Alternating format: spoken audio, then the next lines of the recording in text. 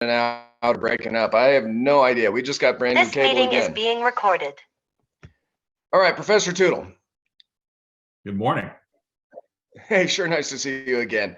I want to jump right into conversation today because I've got something that's kind of bothering me. And I think you're going to be able to not necessarily advise me, but give American citizens some advice on their time. So let me give you three specific anecdotes that I think by the end of this conversation, we're going to be able to weave it together in some kind of coherent philosophy. Ready? Yeah. First, a David Brooks article, an op-ed that he wrote for The Atlantic 3 years ago, I think it was. Well, November of 21, so that's, not a year and a half ago. That's just as pertinent today. For some reason, it popped up into my feed. Another friend said, hey, this is a great one. And I was, halfway through and I go, oh, wait, I've read this. Oh, wait, it's an old story. And you may even remember it. It was fairly authoritative. It was about him going to a national conservative conference down in Florida. Yeah. And his chagrin, his both joy at meeting very nice people. Individually, he thought these all a variety of conservatives were really good people. But then an enormous frustration. He ends the whole thing that he goes, unfortunately, the national conservative movement is part of the larger populist revolt against liberalism. Okay, so I've got that. It was a really good article, and it sounds like you've read it. It's worth reading again, which I did. Second, Robert George, who's either a friend or an acquaintance or at least a colleague of yours in some form or fashion, expressed chagrin on a Facebook post. He goes, he was at a meet and greet, and he asked a young, maybe I don't think it was a student, but a young person at the university, said, what would you like to be? What are you going to do? Or whatever. The things all adults in a stupid kind of way ask young people what they're going to do, which means a job. And he or she said, I'm going to be an influencer. And it so stunned Robert George that he just could not even contemplate that somebody wants to be an influencer. And I kind of had a hybrid view of that. I express, everybody, you express that same kind of concern. Everybody wants to be an influencer, and it's kind of dumb. But there are influencers, just like professional athletes, that make a ton of money. So I kind of have a hybrid view. It's both dumb and, well, God, if you can make it work, why not? Third, ready? Here's the third anecdote. I was at a meeting for a liberal friend of mine on racism, and she is very sincere, very liberal, but very sincere. She cares. I like her a lot. And it wasn't the whole theme of the meeting, but boy, it came out loud and clear, both by the participants, the panelists, who were terrific, but also by a couple of the other people that are attracted to that kind of meeting on race and race relations. It came out very clear. America is an evil country. We were founded on racism, and it's a bad thing. And of course, it's a bad thing if we were founded on racism, if that was the goal of the country. And really, until we all unwind that 400 years of history, the 1609 Project or whatever, until we unwind all that and until we do reparations, nothing else matters. As far as a significant subset of society, unless we do reparations because we are bad, nothing else matters. So I want to take those three things and not necessarily talk about those issues, but talk about time in relationship to history of what rich people used to do and what poor people used to do, what farmers used to do, what famous lawyers used to do. It seems to me that we're messing up as humans. We're like saying the wrong things to the wrong people to get the wrong result, and I don't know why we're doing it. It seems like people could be more effective with their time if they truly care about being a good citizen and they really want to advocate their cause, conservative or liberal, or anywhere in between, on this issue or that.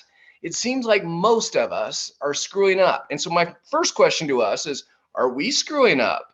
You and I have done like 57 or 58 shows, over 2 years. Why are we spending this time? Do we think, is it selfish? Are we making more money? Are we getting a bigger ego? Are we leading to a new job? Why the heck are you and I doing this? We care about citizenship and good people. Why are we spending this time? We obviously think it's valuable, right? I think so. I wouldn't, you know, I, it's funny.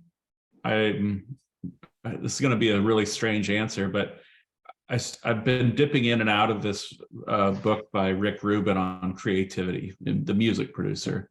And one of the things that I've been thinking about as I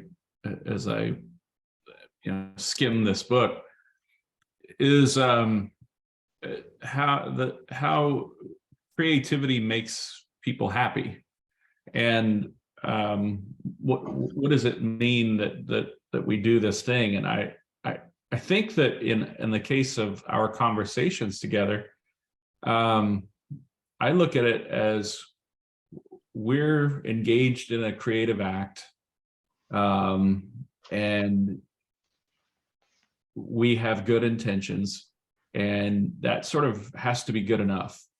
I'm reminded of something one of my old history professors, Craig Harlan, who recently passed away, used to say, all you can do is run it up the flagpole and see who salutes. All I know is that when we have a conversation, I do it in good conscience and you do it in good conscience. We're trying to do the right thing. And so we do this thing, and to me, that is its own, it doesn't require any other validation other than as long as we're trying to do the right thing, and we're using all of our faculties to assess whether we're doing the right thing. We're not just saying it feels good, so let's do it, right? We're engaging our minds and our bodies and our spirits in engaging whether or not what we're doing is morally right, and we both think it is. And so that's a great answer. So let me go back to David Brooks. He said he spent every evening in the hotel bar, which when I go to conferences, I try to do that too. It's fun. You get to meet people in a different kind of laid back setting. You're not trying to impress each other. You're just having a drink and a dinner at the bar. Even if you go by yourself, you talk to somebody nearby. It's great. And he did that. And he goes, I can't help but imagine. He thought the movement as a whole is dangerous to America and the cause of freedom worldwide. But he thought the movement as a whole, or individuals he was talking to, were decent, thoughtful. And he kept wondering whether if he was 22, whether he wouldn't be doing the same darn thing. Mm-hmm. That's such an insightful article. It's not like bashing conservatives, because he's a conservative, I think. Would you still, conservatives don't think he's a conservative. Would you think he's a conservative, or is he a hybrid? I do. I consider him to be a conservative. But no one else in the new movement, right? There was a quote in that article. He goes, we'd love to hate Bill Kristol, but we just can't get ourselves to it because he got us all jobs. It's a funny quote. Yeah. Isn't that true with a lot of our allies and friends out there, that they were active here? I try to take these things as sort of individual instances on their own merit, but I guess I rely on my own naivete, and I back in the mid 90s started using this term populist anti-liberals, because I could tell that a lot of the people who liked what I said, to me, they weren't conservatives. They were just populist anti-liberals. They were outraged by something that was happening, and thus what I was saying was appealing to them.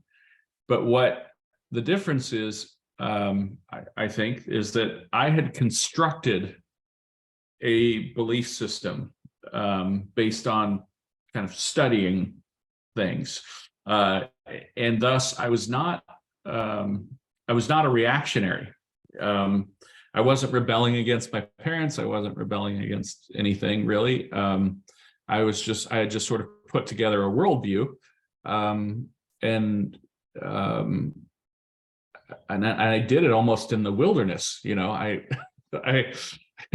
from, reading a George Will column in high school or National Review, or, but I never knew, long conversations with communists in bookstores, that sort of thing, in high school. But I didn't, it was completely haphazard. And I never had any, you would say, like, conservative mentorship either. All my professors were all liberals, and good liberals, the kind who would encourage a conservative student. But because of that, I never identified with the people who were reactionaries, because I found that they didn't have, many times they were converts to conservatism because of events that had happened to them in their lives. There's nothing wrong with that, but there's always going to be a difference in that. Most people go through life with a sort of good enough political philosophy.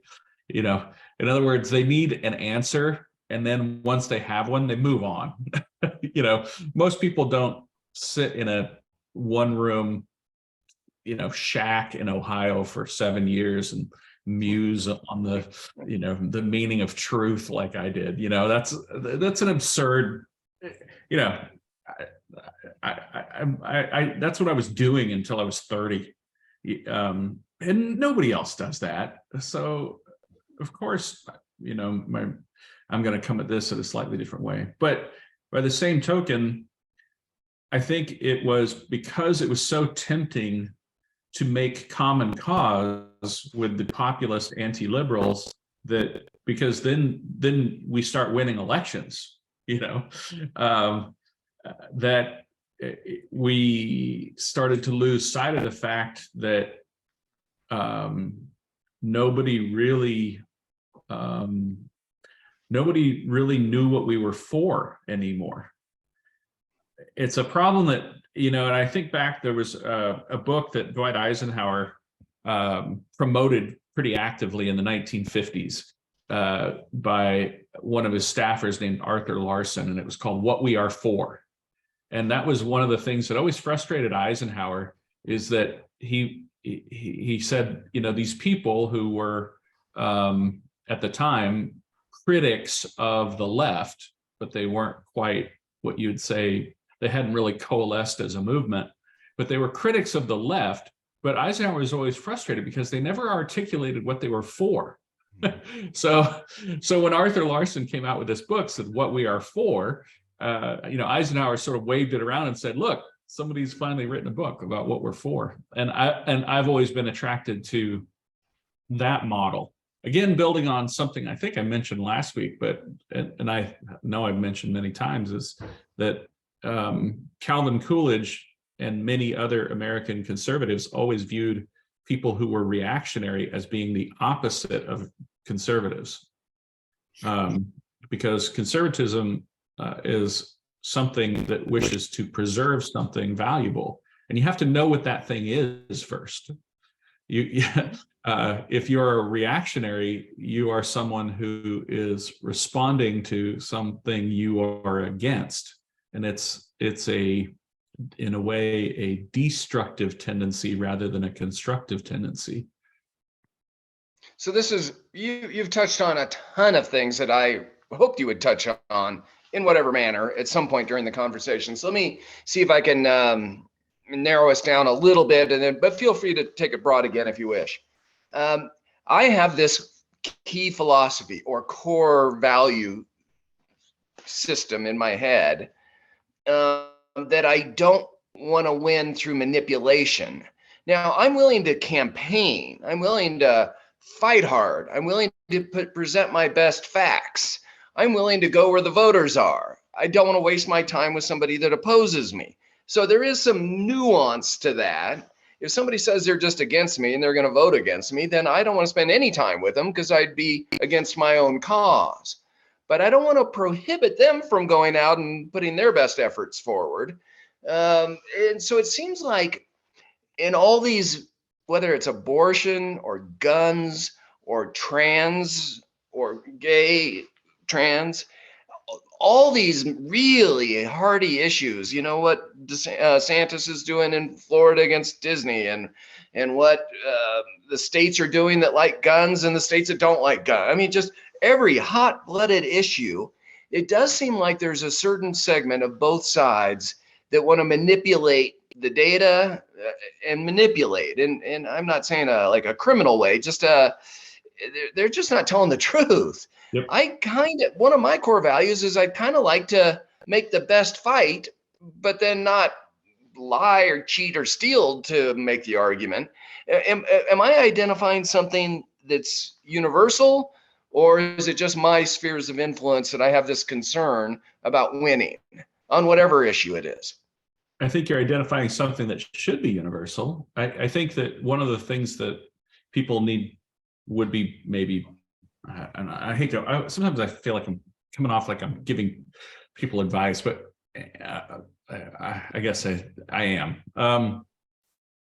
Take a moment and just tell yourself in a very real way, and a clear and plain way, that I don't want to base my life on lies. It's a bad formula. You know, I want my political beliefs, and even deeper than my political beliefs, but the way I live my life, I want it to be based on the truth. And that's why Calvin Coolidge can say things like that truth and freedom are inseparable, meaning that every time, if we really believe that America is based on the true relationship between human beings, what the true relationship between human beings should be, then anything that is true is an act of patriotism. But one of the things that is that we always need to keep in mind is that the easiest way to tell a lie is to tell something that is true out of context, because those are always the most effective lies, because you can look up an individual fact and figure out, is this individual fact check out? But one thing that requires time to check out is the context of that fact. You know, what does it mean? What does it mean in context? I mean, I've mentioned those questions that the economist Thomas Sowell always says to ask, which is at what cost compared to what, and where's your evidence? And one of the things that asking those questions does is it says, okay, well, even if you say you have this fact, compared to what? You know, put that fact into context. But I think it's it would usually calm down almost every situation if people are willing to be calmed, to begin almost every discussion by just defining your terms and agreeing on a set of facts. Yeah, go ahead. Professor, let me take you to the second issue. And boy, this is a whole conversation to itself. So I don't know how you and I are going to summarize this, because it's not the theme of the show. The theme of the show is, what should a citizen do with their time in order to be effective? And ideally for a little bit of their own wealth and family destiny, and a little bit for living in a nice community that's fun to be in and safe, and a little bit for being part of a nation that means something. And then, yeah, we can care about the world too. How about other people, and how are we leaving something better for future generations? Whether you're a globalist or whether you're a localist, where should people spend their time? That's the theme of the show. But let me take you into a narrow issue. And I know you're going to hold this a little bit against me, and you should. So a political science degree and a law degree. And we have touched on race and race relations for, I don't know, maybe 5 shows, that the whole conversation. And then we've touched on almost every single show, race has somehow come into it a little bit. So at this meeting, they go, before we start, are there any questions you'd like to have answered?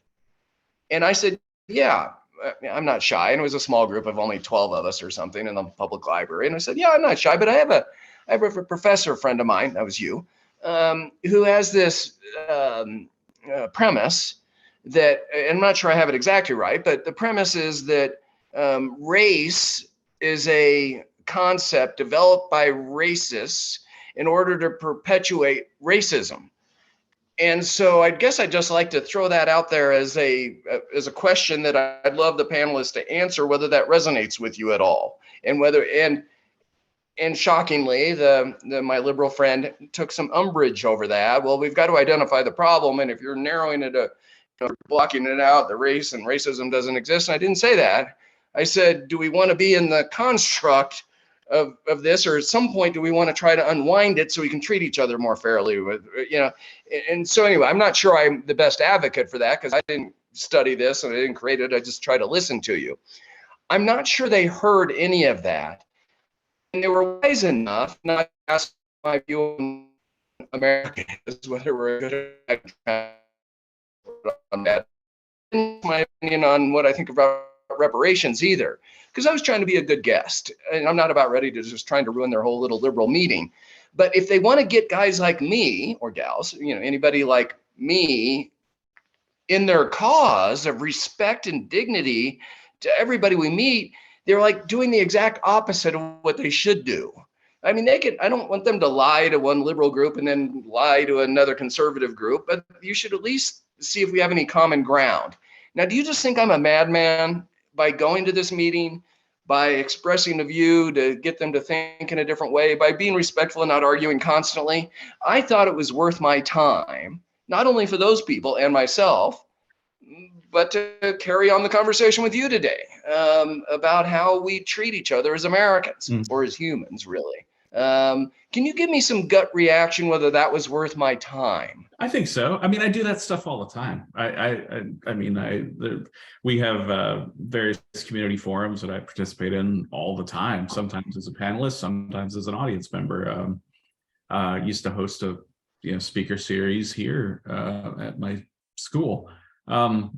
So I agree with you, but you should also be prepared to fail, and that you kind of need to be okay with that. I mean, what you said, they ignored you because it was a fact that is correct in context, and it is inconvenient to everything they wanted to say, and they don't want to deal with it. I'll give you a counterexample of something that I think is equally absurd, but I always think about this when dealing with two sets of friends, the sort of Trump supporter versus the super woke lefty. And what I always find amazing is that neither one of them will see that they are exactly the same, because I saw a long Facebook post from a friend of mine who's a Trump supporter, and he's trying to make sense of the settling of the Dominion lawsuit, and he came up with a brand new conspiracy theory that said that the Biden administration must have found a way to funnel $1 billion to Fox News so that they could continue to hide and I just thought, you are someone who there's absolutely nothing that would shake this guy's worldview, and he will not consider a single fact, no matter how much evidence is presented to him, that would shake that worldview that the election was stolen. So he will just invent ever fanciful conspiracy theories that will be more true to him than any set of facts. And this is a friend or an acquaintance? Friend, yeah, close friend. You still like this person, even though they're completely nutty on this issue. The first time I ever rode on a mini bike, it was at his house, when I was a child. It was one of my dad's oldest friends. I used to call him Uncle. He was one of those that close. And if I were to see him in person, I would still probably refer to him as my uncle. even though You we're still not. love this, or like and love this man. I like and love him. He's a nut on this particular topic. He is worse than nuts. He is, and he'll never change. I mean, maybe there's always some chance that somebody changes, but he's likely to never change. But, when you literally see, I mean, I just couldn't believe, because he wrote a long explanation, because you could just see that he can't make sense of why they would settle this lawsuit, because the election was stolen. And why would somebody admit that? Why would none of it made sense. Right. Why would there be these court documents that say that they all knew that the election wasn't stolen? That doesn't make sense. They all have to be forgeries. Where does this money coming from to settle these lawsuits? Well, they must be setting up a secret government slush fund. God. The one thing that can't be true is that what's in the court documents are true. Right. But I would just say, here's the crazy thing to me, like, just to bring it back around.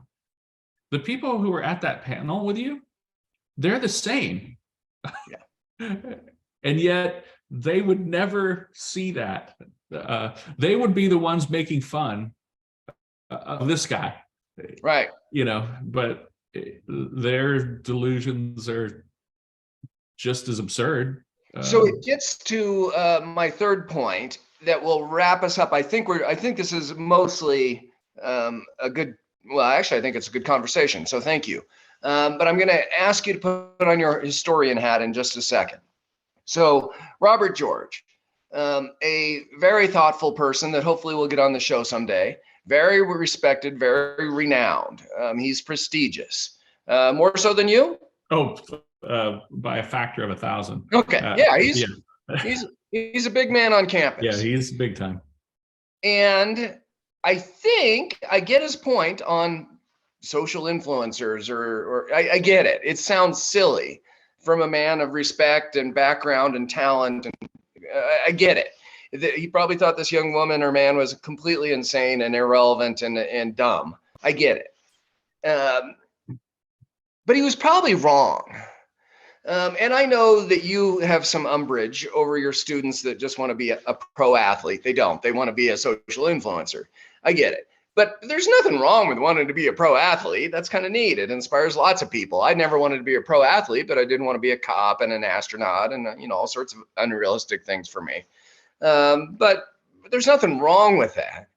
So tell me how, on time, you and I have decided to spend an hour, not every week, but at least every other week over the course of over 2 years now, talking about civics and history and contemporary issues, at the hopes that some tidbit may soak into somebody that jumps in with us, or maybe it's on the interweb and somebody finds it somehow. They Google abortion or guns or gays or all the topics, and they might find something interesting. They may be opposed, they may support, but they can take whatever information they're gleaning from these conversations and use it however they wish.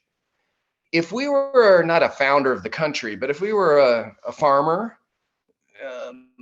120 years ago, 240 years ago, if we were a small merchant, if we were maybe on the local town borough, I mean, if we care about our own family, but we also want some civic good, we might go to church, we might belong to a grange, some kind of an association of farmers. Where did they spend their time historically in America?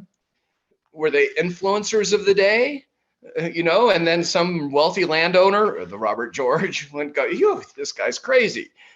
He's out there yakking it up at the horse trough and thinking he's being an influencer. I have the power and the money, and I'm not trying to insult Robert George or the guy at the bar. I'm trying to get some trend or some thoughtfulness historically where we are today, where somebody just does something silly on the interweb and we pay attention to it and think it's a change.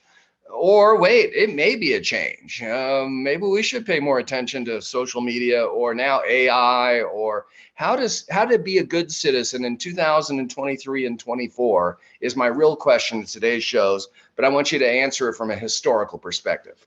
Well, as far as how people spent most of their time, most people spent most of their time in, labor, working. And So they didn't wax poetic. Not only did they not go to 7 years of higher education, they were just working hard. yeah, and most of the education would have been informal and mostly religiously driven. The basic idea for Protestants is that in order to practice your faith, because your faith is individual, you have to learn how to read and write and work out your state of election with God. If you're and you have to be able to read and understand the Bible, and that was the primary motivating factor for why you needed to learn how to read. And then beyond that, you would have engaged in civic education as part of your literacy. So during the early republic, there were kind of what we would consider like almost standard grammar type books that were also pretty universal. I think one of the things that's kind of interesting is how these grammar books, there were only a couple of them, and every single person used them if you received any kind of education. And I think So you're most going people, back earlier than like the McGruffy Reader or whatever that's called. yeah, even before that, I was actually looking at this a few weeks ago for a different project, but I was struck by the "Now I Lay Me Down to Sleep" poem. Where that came from was one of those early readers. And I thought this is so interesting because it still comes down to us even today. And Right. here it was in these grammar books from the the 1780s and 1790s, and how you would learn your letters was part of your civic education, to teach people what really most Americans considered to be the two most important things, which is your religious life. Participate in your religious life on your own, by yourself, be able to participate in your religious life, and then to value freedom. Those were kind of the two big reasons why education existed. And then even when you get into the early 19th century with the kind of McGuffey readers, I think what's really remarkable when you look at them is how good they are. I mean, you look at what's in the 8th form of a McGuffey reader, and you just think, there are people who get PhDs now who don't know the the stuff that's in the 8th form of a McGuffey reader. And I would think even most PhDs in America probably don't know what's the contents of what's in the 8th form of a McGuffey reader. But that sort of education was informal. You would go when you could, but most of your time was spent in labor. As far as civic and religious life, and again, I'm generalizing across a century and in every state, and in every community it's a little different, but in general, Americans spent a lot of time in their practicing their religion. It was the only thing that they did other than work, and then the two major forms of social interaction for most of American history were religion and politics. Those would be the only times when you would have contact with people other than your own family, often.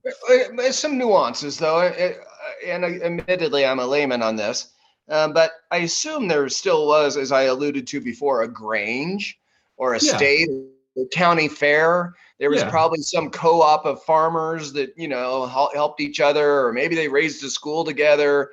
If there was some criminal, they all got together and met about the criminal and figured out how to apprehend them. I mean, there was a sense of community, right?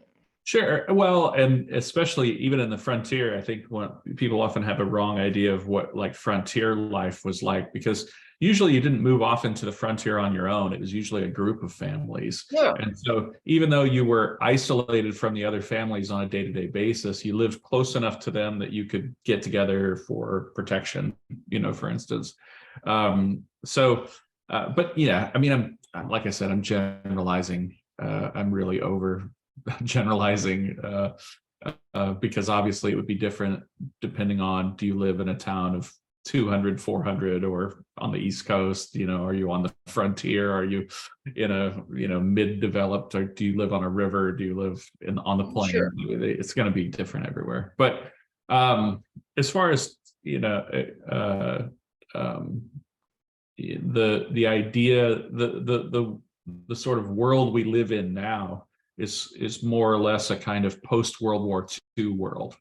If you think of a lot of the things that we kind of still base our assumptions on in terms of like what's normal, a lot of those things were outgrowths of World War II.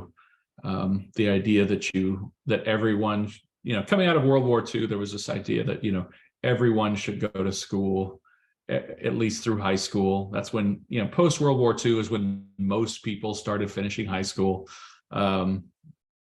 The system of higher education that more or less exists, today was the structure, the basic structure of it was built out in the years after World War II. And so a lot of our assumptions about the path that a person would take are kind of in a post-World War II environment. Let me ask one specific question on that, then one more general, then we'll see if Ben or Tony have any questions for us.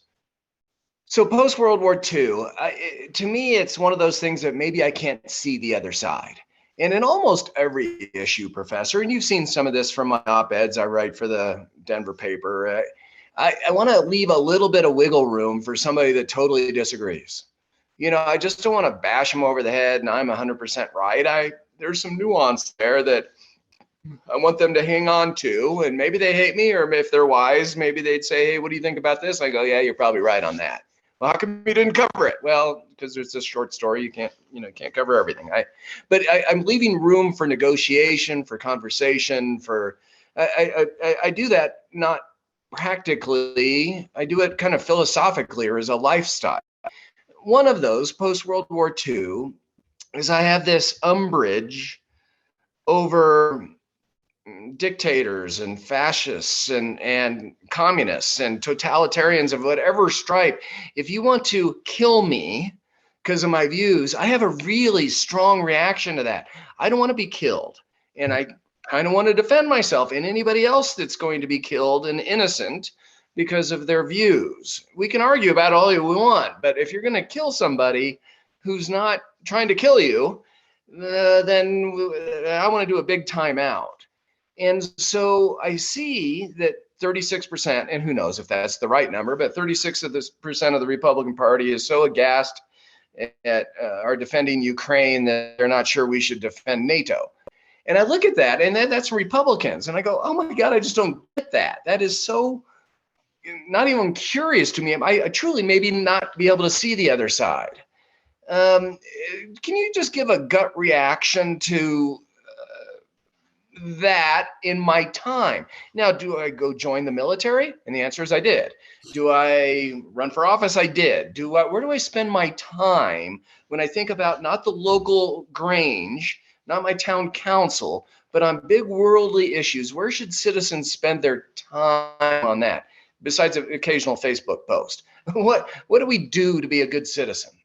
Well, I'm going to take this in order, and I think I can tie a lot of these things together. The first thing you said is that when you write with humility.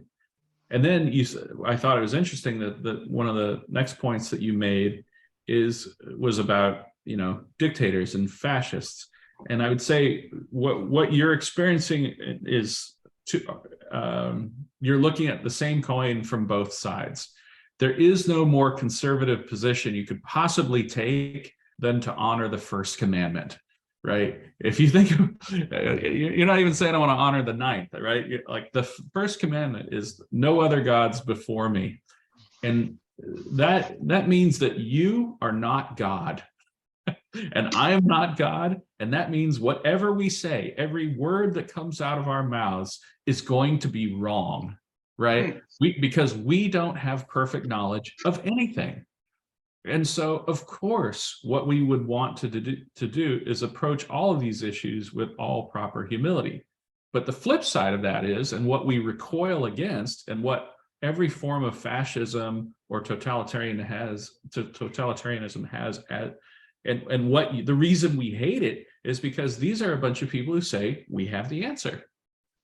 If you think about it, we're the people who are saying we don't have all the answers, so let's approach these things with humility and come up with peaceful democratic institutions so we can balance these things out to make sure that we're not going too far in any one direction, because we're all a bunch of flawed human beings. And then what is appealing— So are you talking about that's the true genius of America? Yes, absolutely. Yeah, I just want to make sure I'm listening well. Yeah, and I mean, I think we said this a few shows ago, but it's why we have massacres and not holocausts, right? Because human beings will still try to abuse one another, but what we have is a system that limits how much human beings can abuse one another. The system that places no limits on human beings engaging in violence against one another. Those are people who say, I have the answer. Because if you have the answer, then all violence against everybody becomes justified, because after all, you have the answer. And what I find troubling is that maybe it's maybe it's a lack of civic education, maybe it's a lack of religious education, but certainly we are seeing a lot of people who claim to have the answer. And when you claim to have the answer, here's the one thing I know about you: you're not a conservative. Because those two things are antithetical to one another. Do you hear yourself? Do you? I don't know. Yeah, I meant that rhetorically. Say stuff. But most people don't speak like you, right? Yeah. Well, I'm probably. Well, at least in politics. How's that? In politics? Yeah, certainly. Oh, sure. Yeah. I mean, do we want to vote for somebody who's not sure they have the answer? I mean, we want the trash picked up. We want to feel safe in our neighborhood. We want taxes low, or we want to care for people in need. A conservative or liberal. Yeah, all the different issues of the day. You can't run on. But we've had politicians in the past who communicated these messages to us, and they tended to be popular presidents. Warren Harding was a popular president. Dwight Eisenhower was a popular president. Calvin Coolidge was a popular president. William McKinley was popular. James Garfield was popular. Ulysses Ronald Reagan. Yeah, well, Reagan is he was a special case, but I would still put him in that category of someone. And many years ago, when Trump first came around, somebody did say to me something like, well, Reagan was a populist. And I said, no, he wasn't. Reagan made conservatism popular. And that's an important distinction. Yeah. Making your political beliefs popular is not populism. Ronald Reagan. Well, and the reason I say Reagan, Professor, is that when I was in high school, job as a janitor, but it wasn't just a janitor. It was in the prestigious Denver Technological Center. But I was a janitor, and back then we used to smoke. At least I did in high school, and so like in a break, when some boss is not yelling at you, I'd sit in some executive suite in a leather chair, smoke a cigarette, and read his book on Reagan. Right. It wasn't being cajoled into being a conservative. I was being inspired. I was information on the ability to have opportunity and the ability to give that opportunity to others. And shouldn't we all want to do that to reach our higher calling? And of course, I'm just trying to remember back 40 years. But the bottom line is I was inspired because I thought he was an educator. I thought Reagan was trying to tell us stuff, not just like force us to do stuff. You agree or disagree on that? No, I do. And I don't want to seem like I'm disparaging Reagan in this sense. I just mean that when I'm thinking of people who are kind of a pure example of Gotcha. In conservatism, I don't always put him in the top ranks because, and I was actually talking about this with one of my friends who's a pretty big name in the conservative intellectual circles, and he wrote an article about Reagan's kind of conversion to conservatism.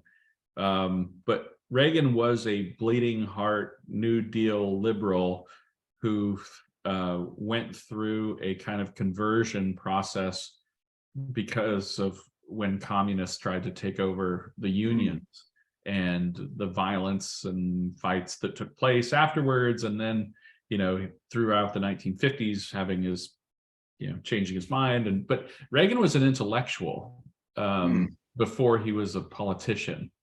And I think that shaped his journey quite a bit.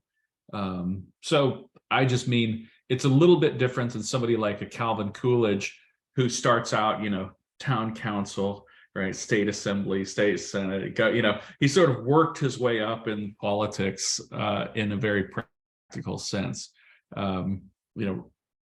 Reagan, his first office, he was a governor of California, he was never a city councilman.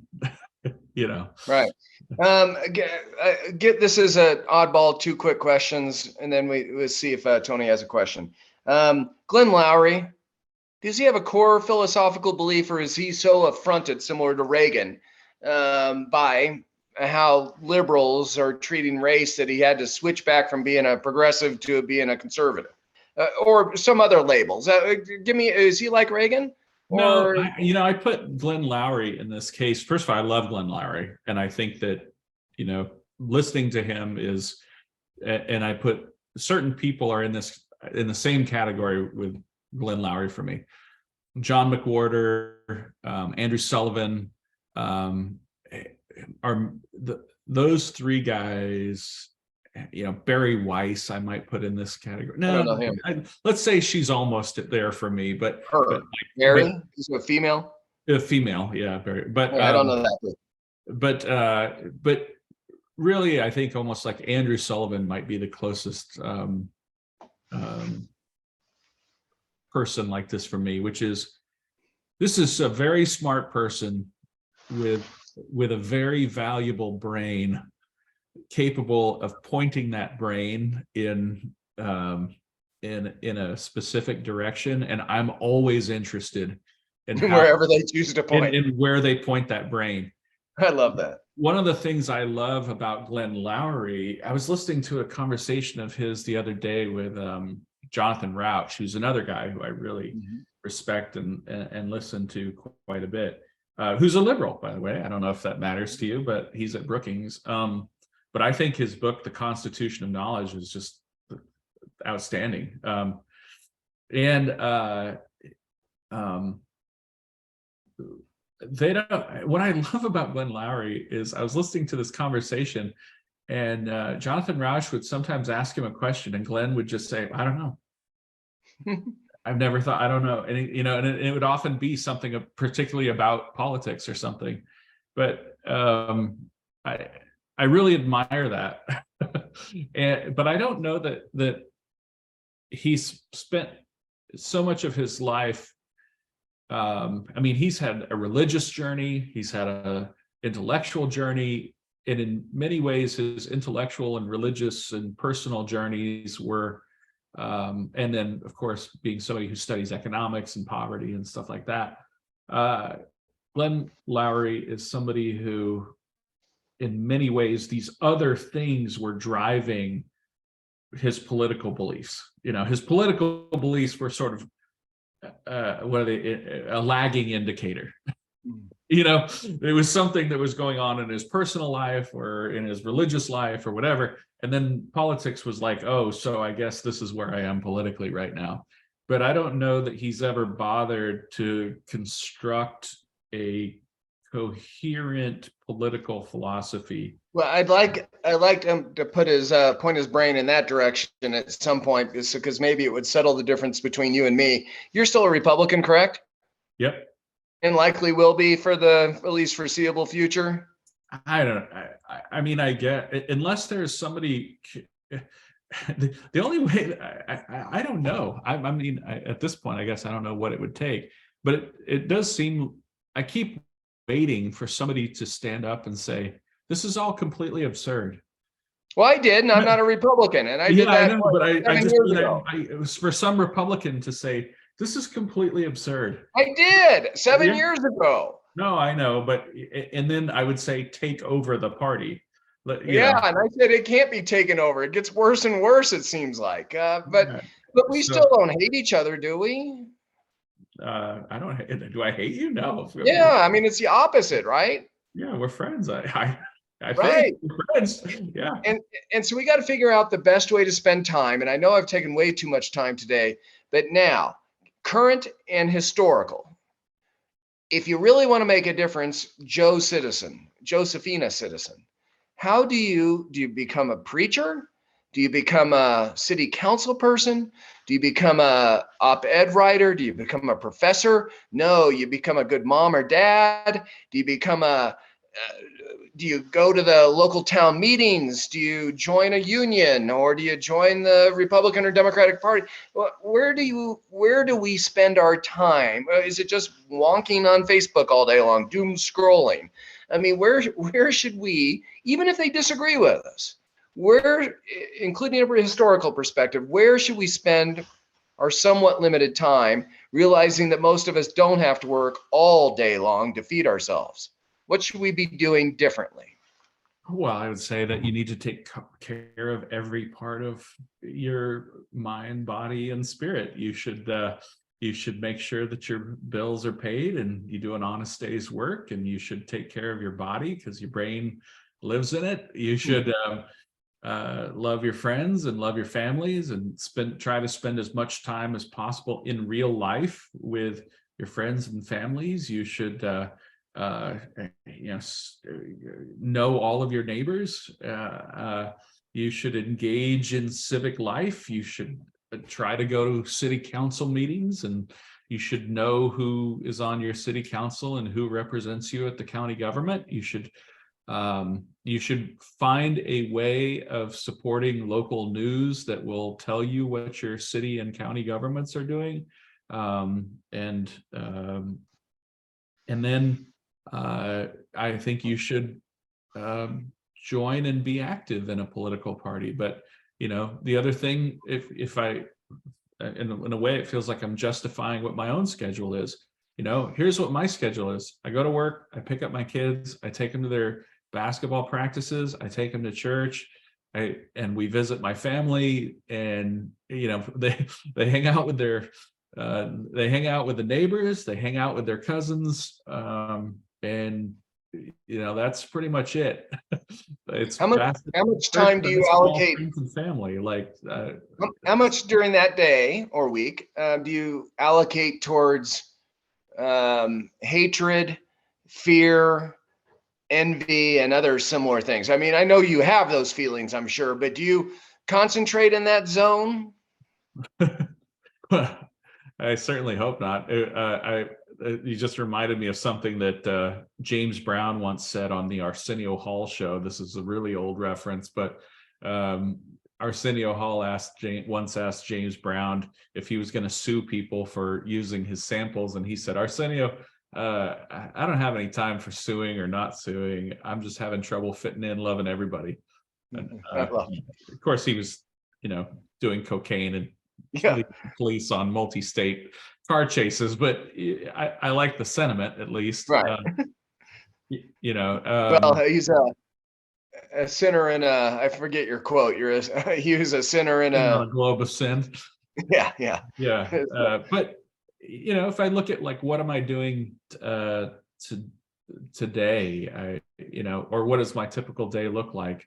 Get a little exercise, go to work, do some reading, do some writing, try to do something creative, but only on the days when it isn't a complete grind. Try to push myself a little bit in every area, and then try to forgive myself for not doing more. and then try to make myself a little bit tired every day so that when my head hits the pillow, I can go to sleep. That's wonderful. Wonderful.